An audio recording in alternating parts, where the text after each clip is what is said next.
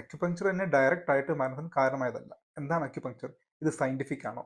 അക്യുപങ്ക്ചറിന് ചില specific uses ഉണ്ട്. വ്യാജന്മാരെ എങ്ങനെ തിരിച്ചറിയാൻ നോക്കാം. അടുത്തിടെ ഉണ്ടായ ഒരു ഇൻസിഡന്റ് എല്ലാവരും ശ്രദ്ധിച്ചു കാണും. ഇത് വീട്ടിൽ വെച്ച് പ്രസവിച്ചതിനെ തുടർന്ന് ഗുരുതരമായിട്ടുള്ള ഇൻഫെക്ഷൻ ഡെവലപ്പ് ചെയ്തു. ഹോസ്പിറ്റലിൽ എത്തിയപ്പോഴും കണ്ടീഷൻ വളരെ ക്രിട്ടിക്കൽ ആയിരുന്നു. അവസാനം അമ്മയും കുഞ്ഞും മരിച്ച ദാരുണമായ ഒരു സംഭവം. ഈ കേസിൽ ഒരു ഡിസ്കഷൻ വന്നത് ഇവിടെ അക്യുപങ്ക്ചർ ട്രീറ്റ്മെന്റ് ഉപയോഗിച്ചിരുന്നു എന്നാണ്. യഥാർത്ഥത്തിൽ അക്യുപങ്ക്ചർ തന്നെ ഡയറക്റ്റ് ആയിട്ട് മരണത്തിന് കാരണമായതല്ല.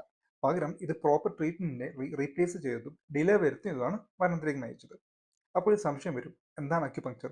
ഇത് സയന്റിഫിക് ആണോ? സേഫ് ആണോ? ഇത് ആർക്കാണ് ചെയ്യാൻ പാടുള്ളത്? അക്യുപങ്ക്ചർ എന്നത് ബോഡിയിലെ ചില സ്പെസിഫിക് പോയിന്റ്സിൽ ചെറിയ ഫൈൻ നീഡിൽസ് ഇൻസേർട്ട് ചെയ്യുന്ന ടെക്നിക്കാണ്.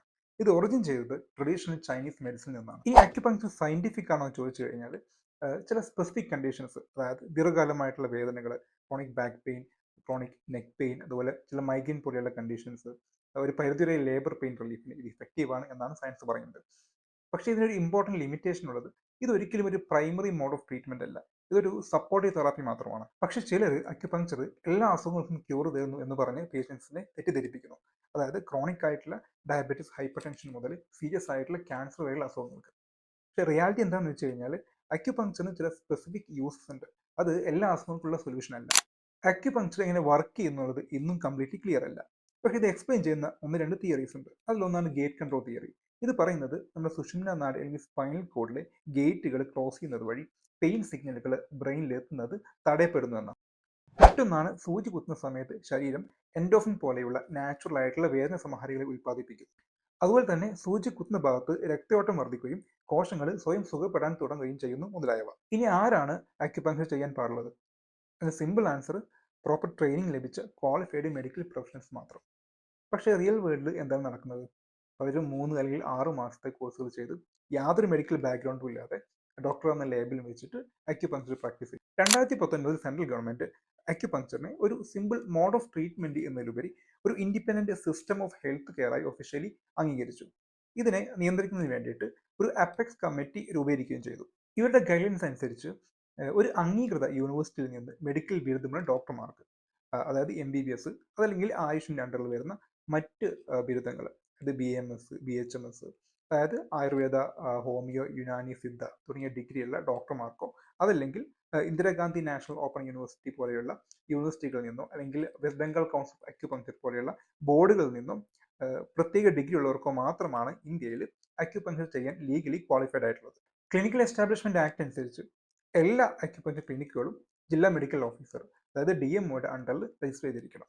അതുപോലെ തന്നെ തെറാപ്പിസ്റ്റുകൾ TCMC പോലെയുള്ള അത് സംസ്ഥാന മെഡിക്കൽ കൗൺസിലുകളിൽ രജിസ്റ്റർ ചെയ്തിരിക്കണം. ഇനി അൺക്വാളിഫൈഡ് ആയിട്ടുള്ള ആളുകളെ അല്ലെങ്കിൽ വ്യാജന്മാരെ എങ്ങനെ തിരിച്ചറിയാൻ നോക്കാം. ഏറ്റവും ആദ്യമായിട്ട് ഇവിടെ ക്വാളിഫിക്കേഷൻ പരിശോധിക്കുക എന്നുള്ളതാണ്. അതായത് സ്വകാര്യ സ്ഥാപനങ്ങൾ നൽകുന്ന ഇന്റർനാഷണൽ ഡിപ്ലോമ യോഗ്യതയുള്ളവർക്ക് ഇന്ത്യയിൽ മെഡിക്കൽ പ്രാക്ടീസ് ചെയ്യാൻ പാടുള്ളതല്ല. മറ്റൊന്നാണ് രോഗനിർണയ രീതി.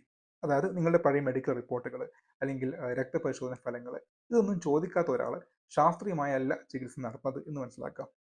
അതുപോലെ തന്നെയാണ് മാന്ത്രിക വാഗ്ദാനങ്ങൾ, അതായത് പ്രമേഹം, കിഡ്നി രോഗങ്ങൾ, ക്യാൻസർ പോലെയുള്ള അസുഖങ്ങൾ പൂർണ്ണമായും മാറ്റാം എന്ന് ഓഫർ തരുന്നത് drugs and magic remedies act അനുസരിച്ച് കുറ്റകരമാണ്.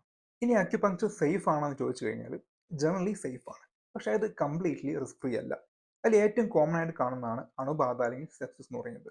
അതായത് ഒരിക്കലും ഉപയോഗിച്ച നീഡിൽ വീണ്ടും ഉപയോഗിച്ച് കഴിഞ്ഞാൽ നീഡിൽ സ്റ്റെറൈൽ അല്ലെങ്കിൽ അണുബാധ വരാനുള്ള സാധ്യതയുണ്ട്. അതുപോലെ തന്നെ bleeding, bruising and very rarely wrong technique ആണെങ്കിൽ കാർഡിയക് ടാമോയിഡ് അല്ലെങ്കിൽ ന്യൂമോത്രാക്സ് പോലെ നിങ്ങളുടെ ഹാർട്ടിനും അതുപോലെ ശ്വാസകോശത്തിനും ഇഞ്ചുറി വരെ സംഭവിക്കാൻ സാധ്യതയുണ്ട്. പക്ഷേ ഏറ്റവും ഡേഞ്ചറസ് ആയിട്ടുള്ള റിസ്ക് എന്ന് ചോദിച്ചു കഴിഞ്ഞാൽ അത് റോങ് ഇൻഡിക്കേഷൻ ആണ്.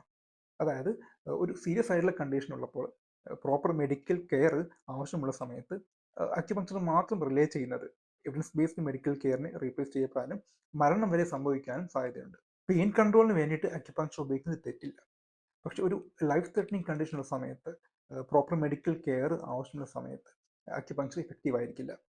റൈറ്റ് ട്രീറ്റ്മെൻറ്റ് മാത്രം പോരാ, റൈറ്റ് ടൈമിലെ ട്രീറ്റ്മെൻ്റ് ആണ് ജീവൻ രക്ഷിക്കുന്നത്. ഈ വീഡിയോ നിങ്ങൾക്ക് ഉപകാരപ്പെട്ട് കഴിഞ്ഞാൽ കൂടുതൽ ആളുകൾ അടുത്തെത്തിക്കുക.